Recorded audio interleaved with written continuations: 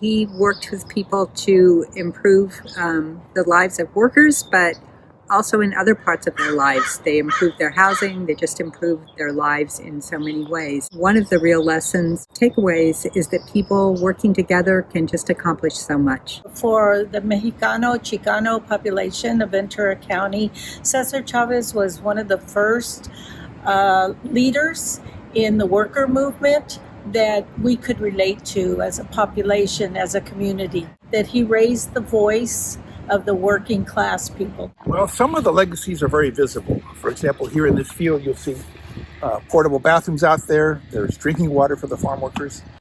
Some part of the other legacy is what you won't see here. You won't see kids working in the fields.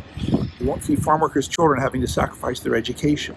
There are other long-term legacies also, in that there are several hundred farm workers in Ventura County who receive a pension check with the Black Eagle on it. Even more, the intangible was the ability to work with dignity. Those farm workers who were fortunate enough to win contracts could work with dignity. Continues, we have a national hero right here who lived in the colonia in this house in Oxnard in Ventura County, working with our farm workers to achieve their rights. And the reason that it is so important and the legacy goes on is that once you tell people about their rights, they do not easily give them up or abandon them. And that legacy continues. We're an agricultural county. Our economy, everything depends on the farm workers who are the backbone. I think the legacy of Cesar Chavez in Ventura County is what he gave the workers in terms of self-determination and their ability to make a difference in their lives in the fields, is that they took it upon themselves and they stood up their organizations and they organized their people and they fought through some dire conditions and rough odds to be able to improve their lives and the lives of their families. Well, I think, and it wasn't so many years ago, that people really fought for a better life and better working conditions, and they were successful working together. But it's a great history of really struggling to make improvements themselves and for their children. Oxnard was very critical to the farm worker movement. The CSO, Community Service Organization, was located on Garfield Street. That is where Fred Ross started the whole movement of organizing and training organizers. And I remember going as a child there to watch them fill out forms for people, interpret paperwork for people, have English classes for farm workers. So it was a very critical part of our Oxnard history and the farm worker movement history. It's your obligation to learn. You have to study history. You have to learn what it was like before there was a farm worker movement, why these fields were filled with underpaid and exploited braceros, children working in the fields. Learn that history. Tangible gains such as better wages and overtime pay, and bathrooms in the field, drinking water, those did not fall out of the sky, and they did not come because a state legislature decided to, let's give this to the farm workers.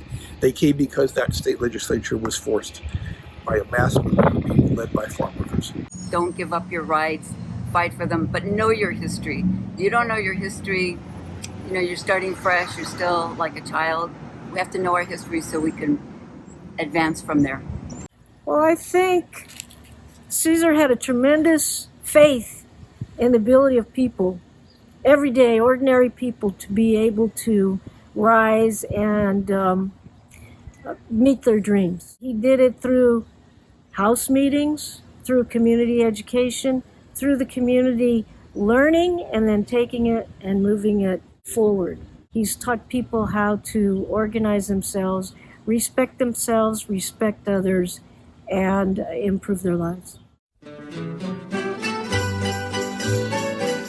I was working with the workers at Rancho Sespe, and they had been fired, and they've been organizing with the union, but they were inspired to keep fighting. And they eventually, through legal case with the Labor Relations Board, won the right to negotiate a union contract, and they won new housing. But I remember when Cesar came and spoke to them and just urged people to hang in there and keep fighting And it was so inspiring to them, and it really had an impact on people. Si se puede. Very personal memento, I guess, is a letter that I have that was sent to my father in 1979. Dear Eddie, your selfless assistance for our union cause has been a real source of encouragement.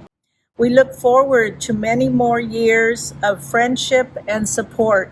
With warmest regards, Viva la causa, Cesar Chavez. I was prosecuting a case before an arbitrator for a group of farm workers who had been denied jobs by an agricultural employer.